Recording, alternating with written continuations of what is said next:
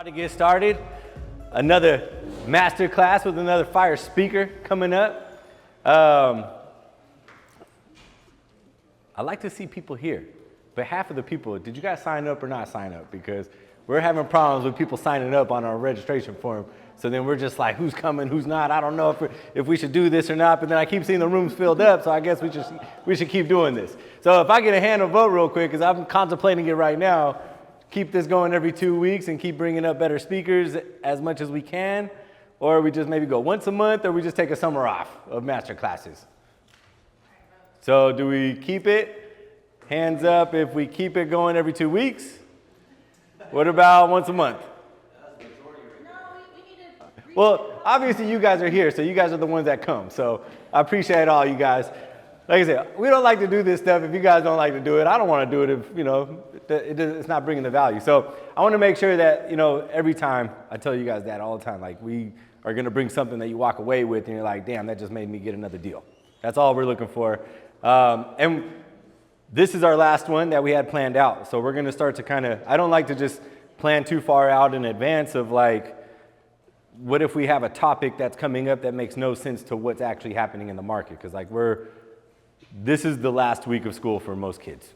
And so the market changed, our lives are gonna change, a lot of things are happening. So I think going into the next couple months, we're gonna have a different market than what we've seen over the previous months. And I think what we saw the last previous months was, a buyer's market almost. Like we kind of had that buyer's market where it was just like, everybody could ask for credits. Like there was a lot of homes that were just sitting, and we could get price reductions, and buyers just weren't making decisions on homes, and they were just dragging their feet. But now I think it's been starting to shift over a little while. I mean, we've had quite a few listings now that are going within a week or two. And I think, I'm about to make a post on that right now because I don't care what market we've been in the last, 10 years plus, 10 plus years since I've been in the business since 2010. Like a home should sell within a week or two, all day, every day. And I know we're kind of touching on the seller stuff, but we have always been in a market where we don't have enough inventory to give buyers.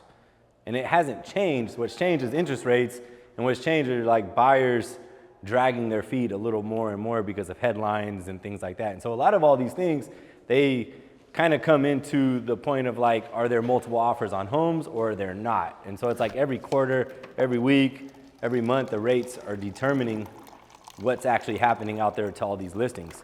But at the end of the day, right now, I know you guys are seeing it because we're seeing it on listings that there are multiple offers coming in. They are selling really fast. Like I'm telling you guys right now, like it doesn't matter 5 years ago, 10 years ago, 15 years ago, like homes sell within a week or two.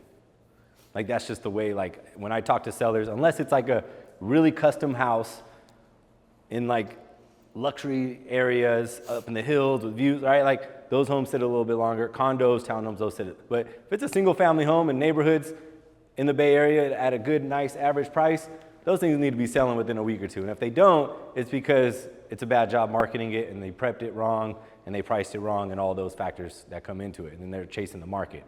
So I want you guys to see like every single time we run into buyers, guess what they want to go after? Because there's a lot of those houses on the market. There's so many houses that are on the market that are a slam dunk. Can you guys agree with that? So like, let's say you guys go meet a buyer. They're looking in this city, this price range. This is their criteria. And there should be at least 10 homes available today with whatever that criteria is. If there's less than 10 homes, they need to switch up that criteria because they're not realistic. But let's just say there's 10 homes that are available, and there's always going to be 9 of those homes that are like slam dunks. Like those are the ones where like, if my buyer goes after these, I'm going to be able to get them in contract with ease and negotiate and do all that. But there's always that one that always get multiple offers, that looks amazing online, that's priced amazing online, and guess what? Your buyers want to do. They want to go after that one because everybody else wants to go after that. That's the nicest one, but they forget about all the others. So I think like a strategy that I learned, and this is kind of going with the strategy, like, because we're going to learn how to combat multiple offers. But I also want you guys to learn how to teach your buyers to not go after those homes, because that's a whole nother strategy. I remember when I was selling cars, they would always push us to go to used cars. Like we had all these beautiful brand new cars out there on the lot, but guess what? There's no profit in brand new cars.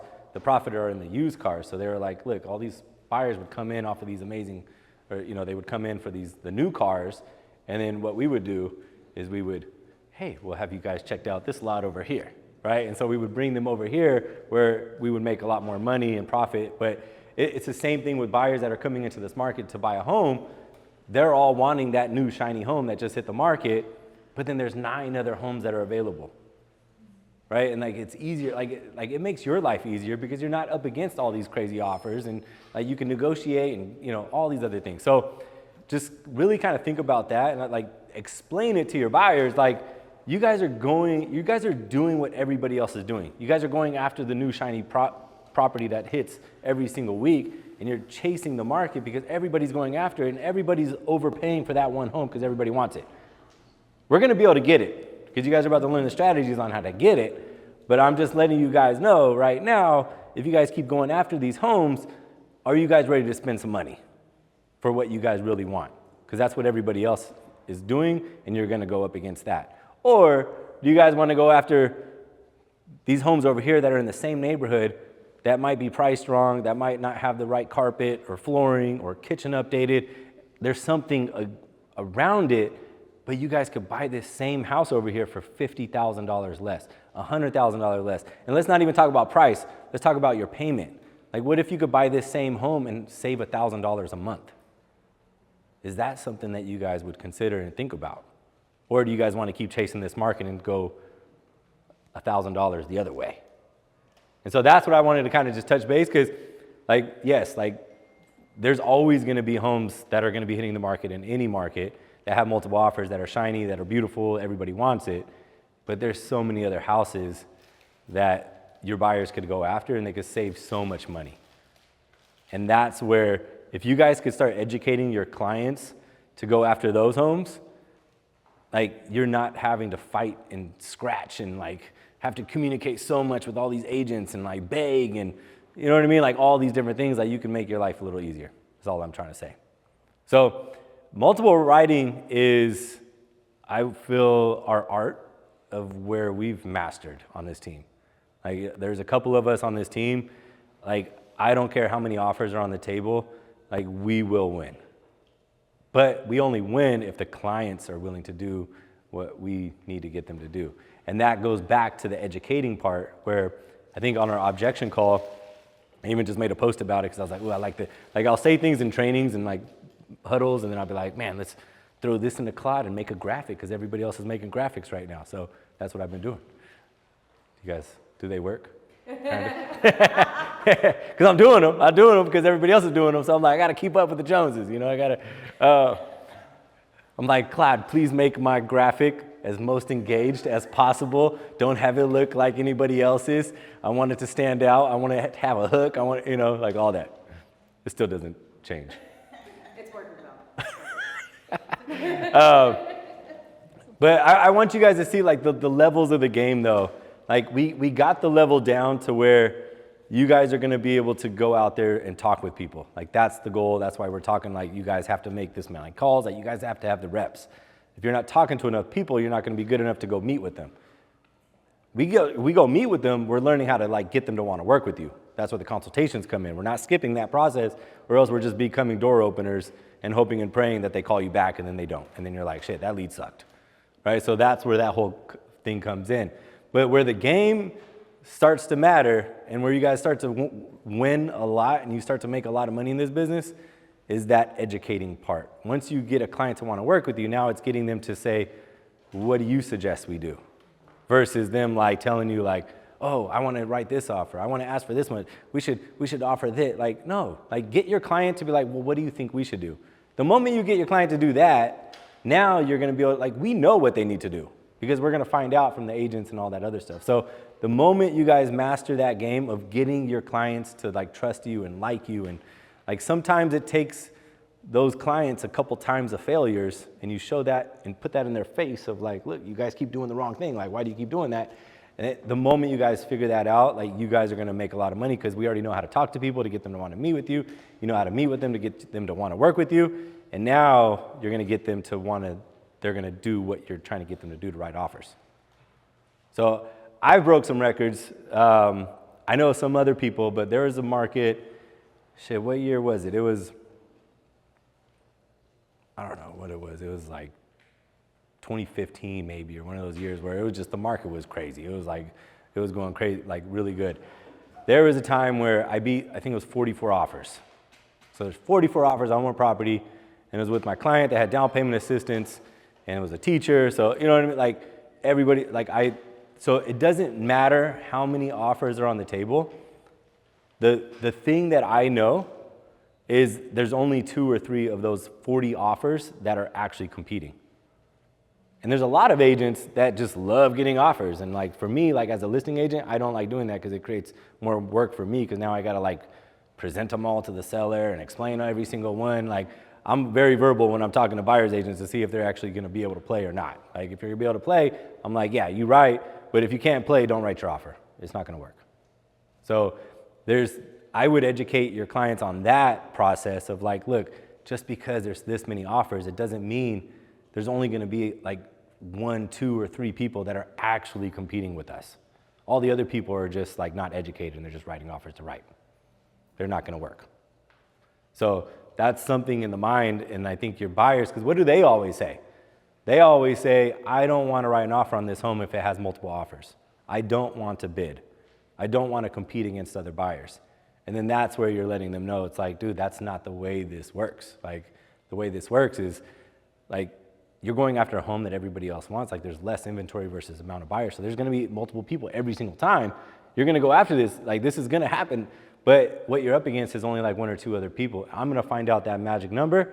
Once we find out that magic number, now I'm gonna let you guys know exactly where we need to be. And now I want you guys to make the decision if you guys want this house or not. I don't ever want sellers to reject us. I wanna reject sellers. So that's what I'll do. But I want to make sure, do you guys want this house? And then that's where, yeah, I want this house. Okay, let me go to work. So that way, you're not just like writing a whole bunch of offers on a whole bunch of properties. Like if you're going to write an offer, it better be like the top 2. Or else you're just wasting time and you're disappointing your buyers. And then what happens is if you start to write a bunch of offers and they're starting to not work over and over and over again, guess what they're going to do? They're going to click a button on Zillow. They're going to talk to a realtor friend at a barbecue. And then they're gonna be like, oh, well, shit, how come you're not getting your offer accepted? I'll get your offer accepted, come with me. And then there goes your client, oh man, that lead, they just ghosted me. They stopped, I don't think they wanna buy anymore. And then we call them, Vina calls them, and then 6 months down the road, and they find out that they just bought. So we see that over and over again.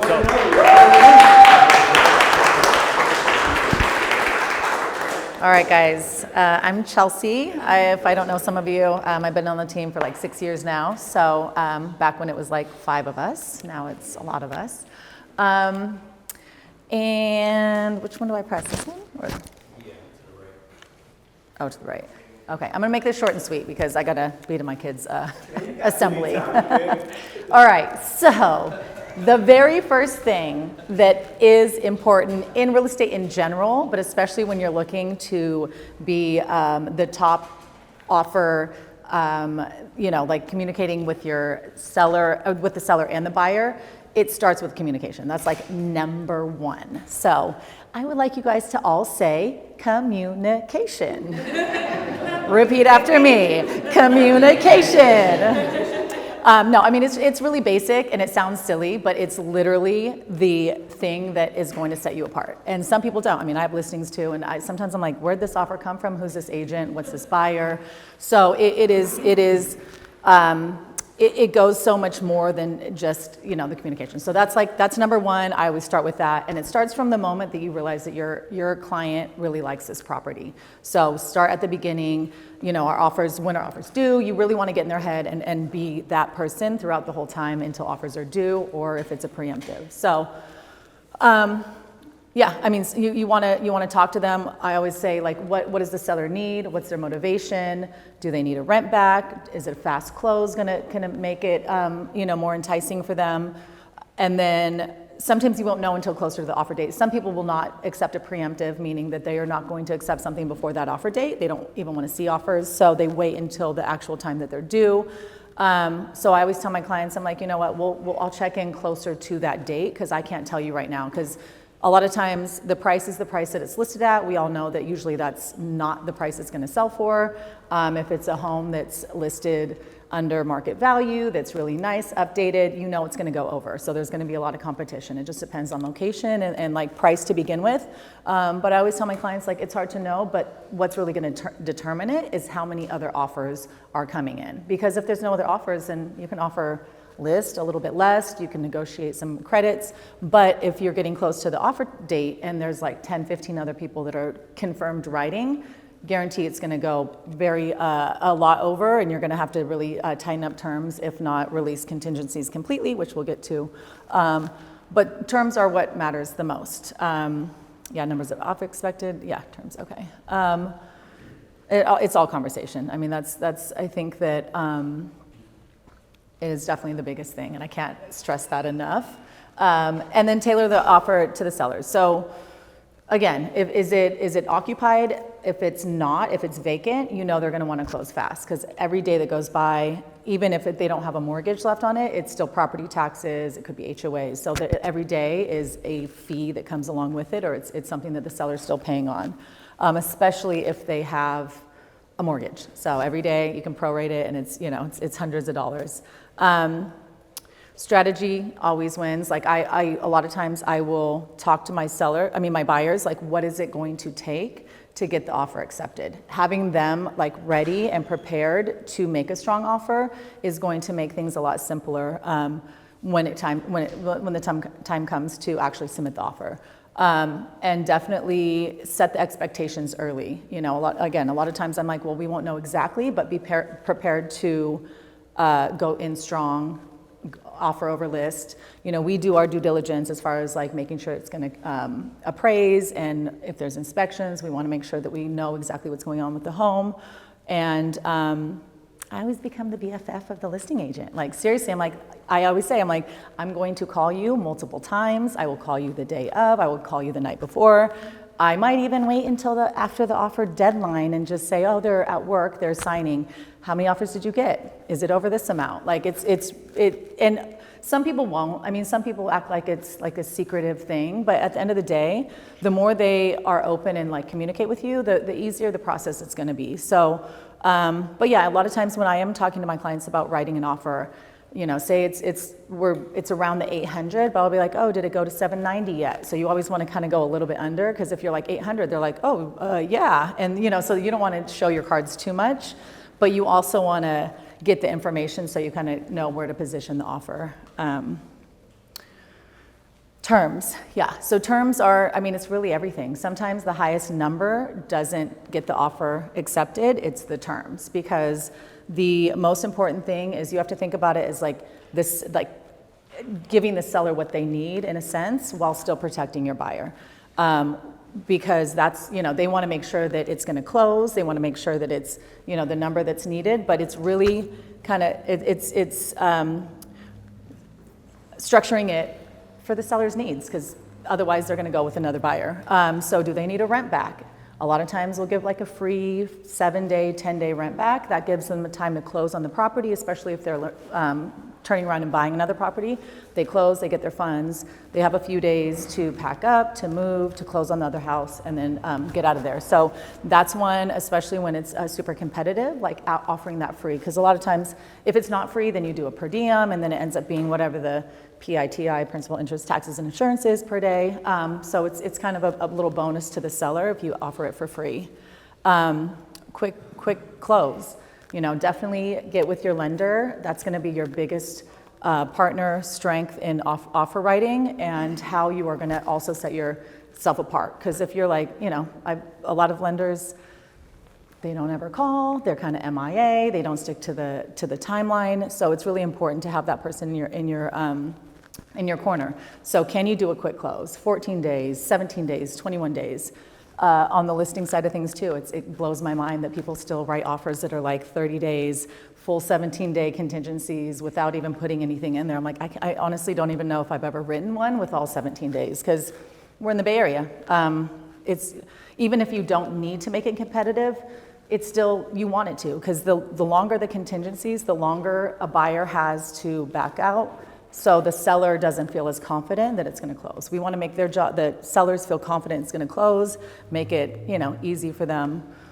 And then, when we are talking about a super competitive market, El Cerrito, Albany, places in Oakland, San Francisco, San Leandro, I mean, sometimes even around here, just depending on the property and everything, we can do non-contingent, but I always say to my clients, I'm like, the one thing that my job is to protect you. We want to get you the house. We want to make sure that, if this is the home that you want, I will do everything in my power to get it for you, but we want to make sure that you're protected. You don't want to go in, 2020, 2021, 2022, it was nuts, right? No inspections, no inspection contingencies. It ended up buyers in a lot of, trouble because they bought a home that they had no idea what was going on with it. So luckily now we have more time to review, we have more time to get inspections, ask for credits and stuff like that. But if it is a competitive offer situation, do all your due diligence before the offer is due. So you want to make sure you review all the inspections, make sure it's going to appraise. If you do completely no contingency, because if it doesn't appraise, you already know your buyer's going to have to come out of pocket to bridge the gap. You want to make sure that, it does have the inspections. If it is an older house, don't just wing it and expect them to be okay if, we don't know what's going on underneath the house. And something that I always say is, what number would you be mad that you saw that it sold at, that you could have offered, but you didn't because you were trying to save on $5,000, $10,000, $15,000, right? And in the big scheme of things, depends on rates, but I always look at 10,000, talking like $60 a month, 55 if rates are lower. So yes, 10,000, I would say, I'm not saying 10,000 isn't a lot, but when it's built into the loan, we're talking monthly payment. That's what they're going to be stuck with. $60, is it worth $60, $120 to get the house, the one that you really want? Or are you going to be like, I don't want to come up 10,000 or 20,000, and you lose out on the house, and that was a target run, you know what I mean? So, earnest money. It's obviously standard on any offer. 3% is kind of the strong standard. A lot of times people don't. I've seen offers that are like $5,000 on a $600,000, a purchase price, and that doesn't equate. When you're wanting to write a super strong offer, I always put a 1 day. I have an offer out right now that I have a 1 day EMD due. One, because today's Wednesday, right? So say we get the offer accepted today. If you have a 1 day, it's due on Thursday. If you have a 3 day, which is standard in the contract, it's due on Monday. The buyer can go out, open houses over the weekend, they can think about it, they don't have any skin in the game from the jump. And so it's something that San Francisco does a lot. They actually pretty much require it in a way. Like it's always a counter that they will require it in 1 business day. But it's just something that will set yourself apart. Another thing is getting all the disclosures signed off. Again, this is kind of a San Francisco thing, but on the right homes and the right places, it's showing the commitment of your buyer to saying, I went and reviewed all the disclosures, I'm accepting it, the package is already complete. And it's just one step kind of closer to getting things moving. So, but yeah, 1 day is not very common. You don't see it a lot of times in the East Bay, but let me tell you, it will work. And always do 3%. Like if it's a real, if it's competitive, do 3%. They're going to have to be putting it in anyway, unless there's down payment assistance, and then that's a way to you can communicate and just say, hey, this is the max they can do. Everything else is legit. They're getting the funding from down payment assistance, but this is what it's going to set your offer apart.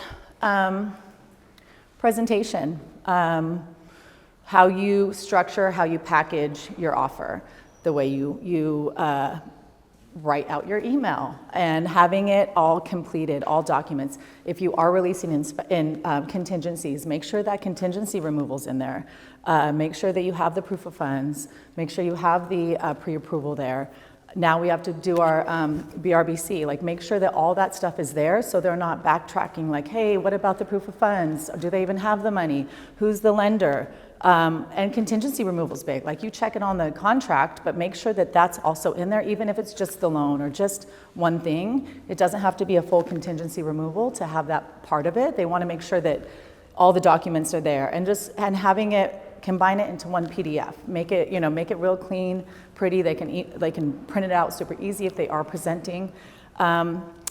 Sometimes letters from the buyer are okay, it's kind of this thing that changed in the last few years, but you always ask. A lot of times, especially if it's a family selling the home that had kids growing up there, have a lot of attachment to it, having that connection, knowing where who's going to be taking over and caring for the home that they did for many years, that matters. And sometimes it matters more than $5,000 or $10,000 on the offer price. They want to pass it on to a family that's going to, live there and care for it. So, but always ask. Some actually say it in the offer instructions or just on the MLS. They'll say no love letters or letters to the sellers, and respect that. But if it is, a lot of times I've had it work because families want to pass it to more families.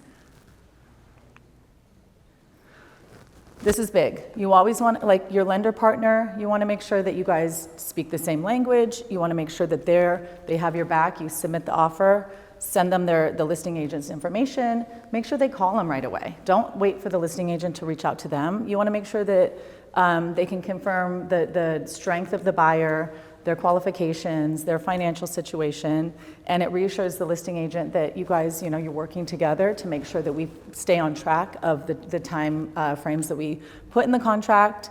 And if there's any questions, like Dream for All is back. Obviously, that one's like more of a guaranteed funding, but there are, there's a lot of down payment assistance programs. So it's like, why don't the proof of funds match the down payment that's expected, and all those kind of things. So you want to make sure that they're part of it, and that they're kind of to back you up to say, yes, we're good. This is a solid buyer.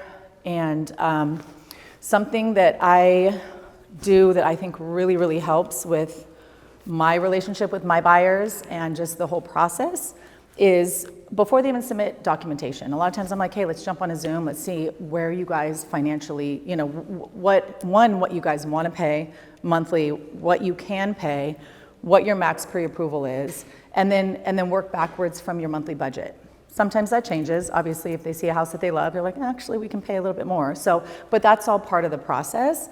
But having that initial conversation about numbers, doesn't have to be, it's just really digging into the numbers and what they're comfortable doing. And then once the pre-approval is sent out, jump on another Zoom. Go dig into the actual numbers of the pre-approval. And again, where rates are at, how much money they have down, do they have gifts? Are we able to work with some, say we might need 10,000 credit from the seller so we can buy down the rate to make their payment. But there's different ways to work the numbers, and sometimes you have to wait until you're actually submitting on an offer or on a home to figure out can you get some credit and stuff like that. But having those upfront Zooms and understanding will help the offer writing process, and you'll get a sense of like how strong they are, where they're willing to go.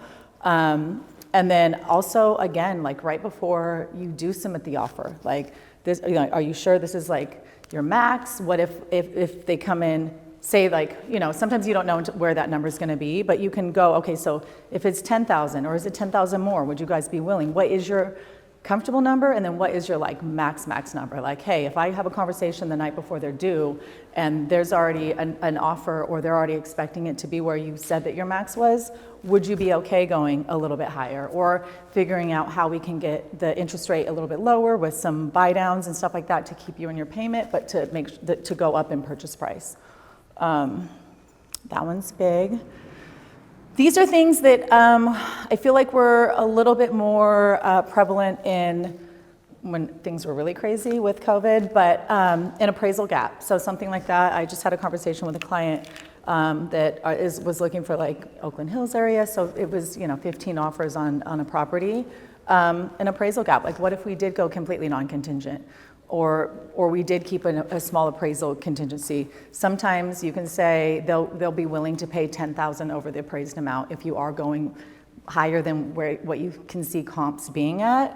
It's just saying that they're willing to bring in a certain amount over the appraised amount should it come in lower. Offer expiration, I have one out right now that it was till 11, but they're working, and we already talked about like it was a little fast. But sometimes you're like, there was no offer date, and it's like 5 days on the market. But I knew that there was other offers coming in, so I wanted to like put a little fire under the seller to make sure that they reviewed it, they knew our terms, they knew how serious we were, because we want the house, they want the house. They already can like visualize themselves. So I'm going to try to do everything in my power to get our offer, ahead of the other ones. And sometimes putting an expiration will, get them to like review it sooner than other, and then maybe they'll accept it before they get any additional offers in. Escalation clause is pretty much saying you're going to pay X amount over the highest offer. Again, we saw this when it was like really crazy, but if there is, like if your clients really, really love it, they can say, we'll be willing to pay $5,000 or $10,000 off over the highest offer. So there's a disclosure in your forms that you can add that into your offer, and it is pretty much telling the seller like that you guys are willing to top the top offer. These are just additional tricks, not on every competitive offer, but they are just like there just in case.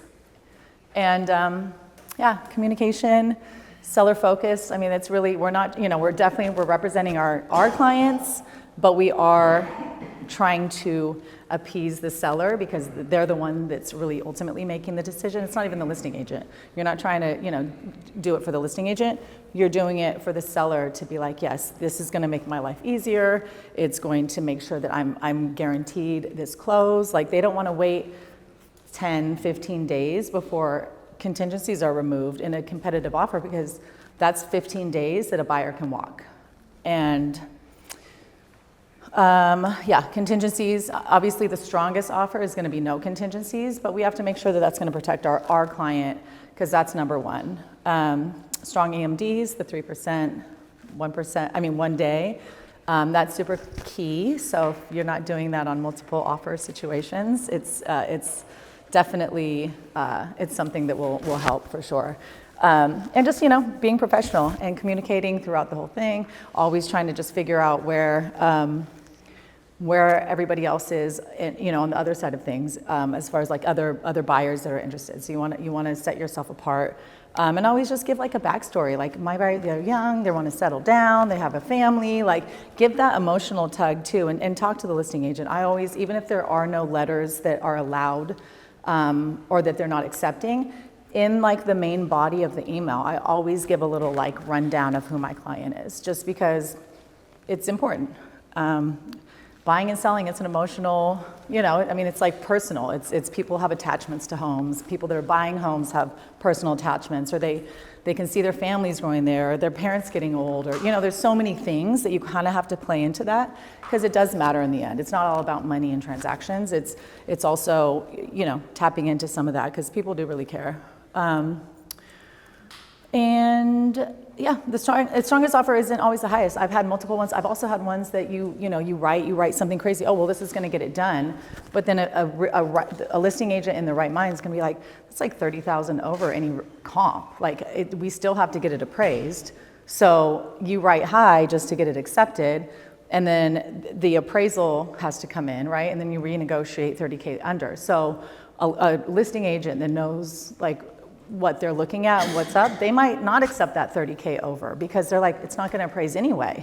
I like these other terms. They're shorter. They're more realistic to the market that we're in. And we know that it's going to be more of a slam dunk versus it just being the highest number just because it looks good.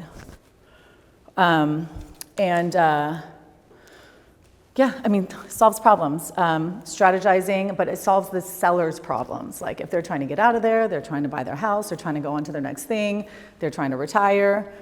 We want to make sure that your offer solves their problem and gets your buyer the house. That's the biggest thing. And then this is kind of, I think this older one. So this is somewhat how I structure my offers. I always kind of give a rundown and, explanation, like who they are, what they're looking for. I always CC, unless it has to be uploaded to Disclosures.io, or whatever it is now.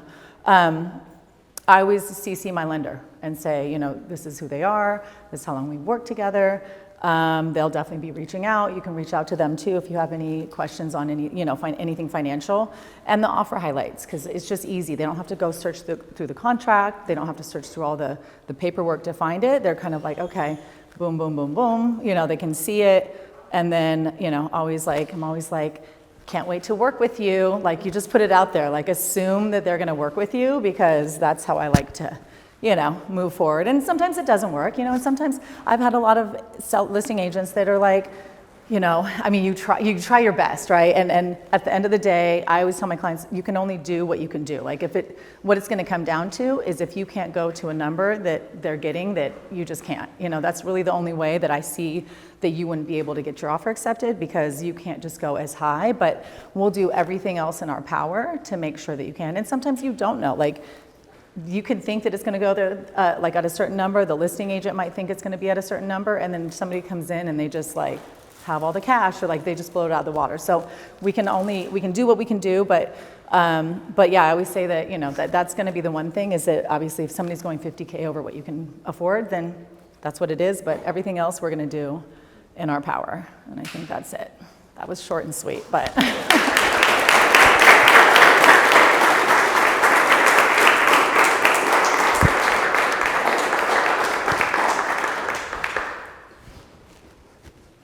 Questions, bring it up. Was that too fast, or that's okay? It's like, Did you write that email? Yeah, go. Do what? Graphic request. You sent that to the Davis team request and it made that email? Don't be in my business. No, I was kidding. I did because I copied and pasted a body of it, and I said, make this look like an email. Graphic request team made the slides. Huh? The graphic request team made the slides. Oh, okay. Yeah. No, this was not where the email, that's not who got the offer. I know. I'm saying, did the graphic team create this email for you? Yes, it wasn't 123 Main Street, but this was a real legit email that I sent. You sent to them to make your slides? Yes, I like copy and pasted the words, and I said, can you make this look like an email like that? I love what you said though about the 1 day EMD. I think that's a big thing I might try to use. You should. And yeah, I like that. It's big, and especially when it's like a Wednesday, Thursday offer date, you know what I mean? Or like it's going to, because then again, you have all weekend, there's other open houses. They might be like, oh my God, we actually found our dream home and it's not this one anymore, and I'm not putting the EMD in. And, you know, so it definitely, like, timing is big too, but I mean, your clients are going to do it anyway. You might as well just get it in and show the interest and stuff. Yo-yo. So I'm always a little hesitant putting in the first offer, because I'm like, I don't want them to use that as a building block. So like when it comes to submitting a preemptive offer, or also one with no offer date, but like say they just had an open house on the weekend and like they think they're gonna get more in, like what do you what do you do to ensure that you're structuring it the most competitive so you don't feel nervous being the first one? I think, yeah, no, totally. I think it comes from conversation, and sometimes it could be the first one for your buyers too. Like sometimes they have to lose out to know how competitive they have to be. So there's that part too.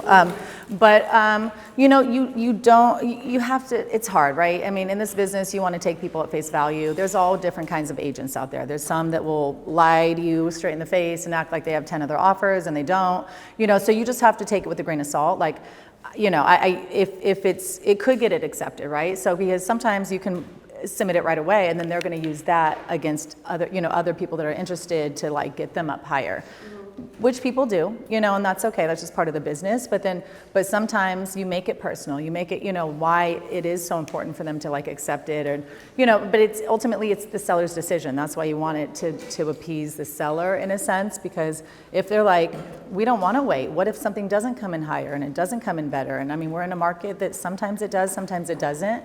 But then also some people want to wait, you know, and see what else comes in. And then, you know, a lot of times like the first offer is the best offer, many times, you know, and so that means that they want it the most and that they're going to get it done. But yeah, I mean, it's hard to know. You mean like if they're going to kind of pitch it in a way of like trying to get higher and better. Yeah. I mean, it happens, you know, I don't think that there's, I mean, it's hard to, And I have one more question. You were talking about leaving the other contingencies blank, like all of the 17, you know, all of those that say 17. So do you lower every single one of those? Is there a standard amount that you put in every time, or does that I think it differs. I think it depends. One, I mean, definitely ask your lender, like, how fast can we get an appraisal back? Like, you know, do we need a loan? If so, what's that loan contingency, and how fast can we close? Like, that's going to be a lender question. So I always ask, like, what's the fastest?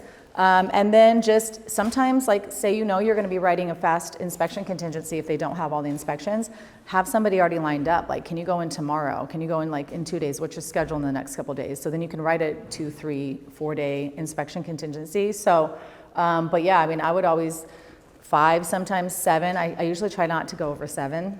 And not talking about the main 3, the loan. Oh yeah, but like, yeah, review of the rest of liens. it. Yeah, I mean, anything, so anything that is under the inspection contingency, all kind of, you know, it's insurance, it's prelim, it's all those liens and, you know, like, liened, you know, solar and stuff like that. I usually follow it with the inspection contingency. If you know it's like a condo or something that might be a little bit harder on insurance, or if it's high fire, or if it's, you know, like up in the hills somewhere, I would maybe put a little bit longer on just the insurance alone. But you kind of have to, yeah, but usually like 5-ish days. Okay. Yeah. The trick behind that is you could even just in other terms, you put all contingencies to be removed in X amount of days. Just to even make it even more clear, you know, it makes it more powerful. And then when one of the things too is when you guys are writing offers, my thing is get in contract. Just get in contract. Do whatever you need to do. Get in contract, because emotionally, sellers are all good. Like, they, in their mind, they feel like they already sold a home. So guess what? When it comes down to, like, let's say inspections, like put down 3-day inspection contingencies. Even though we probably need a week, like you put down 3 days, 2 days, 4 days, like whatever that is. Like, it's gonna beat that other term of the other offer. It makes you a little bit stronger. Makes you a little bit more aggressive. Let's say we can't get the inspector out in time, or maybe the report doesn't come back in time. All we gotta do is say, hey, we tried our best, but unfortunately, I'm not gonna be able to get my guy out there until today or tomorrow. We're gonna be about a day or 2 later. Are you guys okay with that? Like, nobody's gonna be like, well, what the hell? You said you were gonna, like, 1 out of 10 might do that. Be like, hey, I'm sorry, this is all we can do. Like, you're gonna kick me out of contract and go to another buyer. What are you gonna do? Like, play that game, but like that's a way, like, get your offer accepted. Same thing with loan, same thing with appraisal. Like, if you know you can't get that appraisal done in X amount of days, like, just put the date that's gonna get that offer accepted, and always ask for more time in the future. Worst case scenario, they send you a notice to perform, you get an extra day or 2. Right? Like that's what I like to play. Like, this is an aggressive game out here. Like, you gotta beat these other agents that are out there with the same buyer. They want this home. And you're telling your buyers strategies. So they're not getting put in a situation where you just got them in a hole and you can't get out. Like, you're telling them, like, hey, we can get really aggressive with this. We can play this game, but just know there are risks, but the risks are very low. But if you're willing to play, I'm willing to play. You guys want this house? I'll get you this house. You don't tell the sellers that, or the agents that, but you just, you know what I mean? Like, put whatever you need to. Like, don't worry about timelines. I think that's one of the things is people get so caught up on timelines. I need to get my contingency released at this day. Like, man, relax, you guys. Like, this is a real estate deal. Like, we're fluid sometimes, and like things happen. So. I just have 2 questions. Like my buyer brought a nice letter with the offer, but then the seller refused to take it because of the tenants' right and all that. So how do you go about that? I'm sorry, what was the question? Buyer's letter. The buyer's lender. No, Letter. Okay, sorry. They like the house so much that they could put a beautiful letter, and I want to submit it, but it's just about tenants' rights and all that. Yeah. I don't know how. Well, you can't force them to take it, and even if you do submit it, they might just put it to the side. I mean, that's just how where we're at. Is it as an equal rights and whatever. to submit the offer? I mean, The till the buyer. letter? I mean, if they're saying don't submit it, then don't submit it. Recording. Yes, you can't do that. It is not allowed. Yeah, no, you can't. There's, it's up to you on your If they say don't, We're like, giving you advice, like on like what you could do, not do. Like it's always going to be up to you. Like obviously, the rules are not to do it.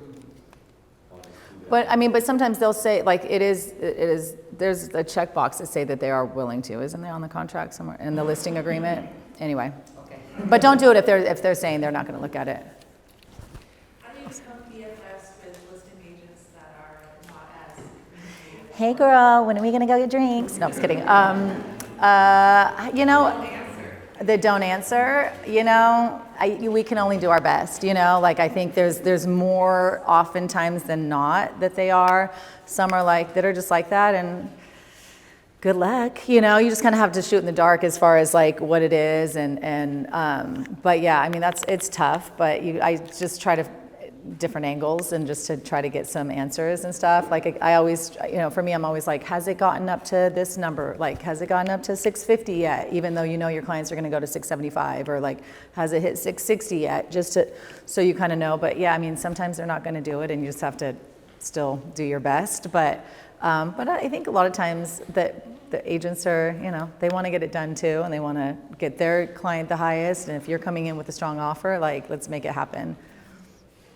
I don't know. I don't have any tricks. Feedback on that in like 2021, it was crazy. And there was an agent on the creek and could not get over. But I emailed her, left messages, and went on her Instagram. Did you show up at her office? Just kidding. And then they long ass text. They basically came back to me with that offer. Nice. Yeah, persistence sometimes, like different angles, like you just call from a different number. No, try. I mean, you just got to try as many times to get the information needed.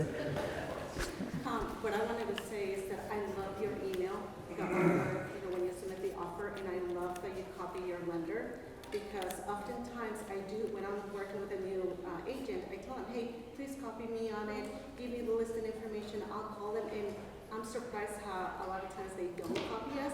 And at the end of the day, we want to reinforce that offer, and we want to tell them, hey, this is a strong buyer. And I actually have a funny story. I have two agents, two buyers, and they submitted an offer on the same condo. So I ended up calling the same listing agent, On different. and I mean, one of them did win. But I think 9 out of 10 people that are listing agents that I've called, they do get it accepted. So I think there is some power to include your lender on the offer.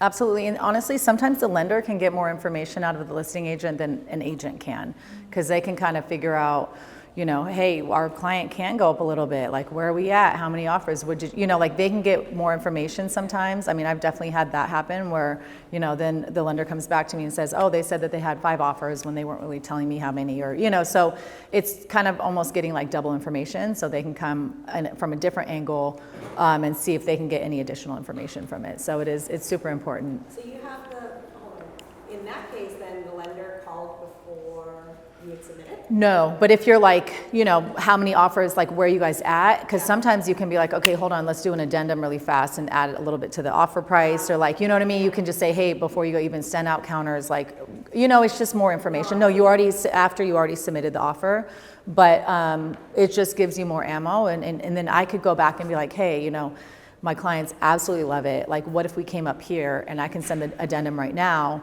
And you know what I mean? So then when you do present to your seller, we know like that we're already a little bit higher. Yeah. So but it is after submitting. Sometimes, like, I haven't been copied in the email, but they've told me, hey, I submitted an offer. Call this person. Call the listing agent right away and text, and they'll call me back. And like I said, many times we go on contract. Yeah, because they want to know too. Because that's the whole. Once you get your offer accepted, the strength is in the lender. Like that's who gets it over the finish line. We do all the prep and the getting them there and helping with the inspections if needed and stuff like that. But like the person that gets it over the finish line is lender, and of course escrow to make sure it's a clean title. But they're the ones that docs the loan, like, you know, they verify your employer. I mean, they do all the end work.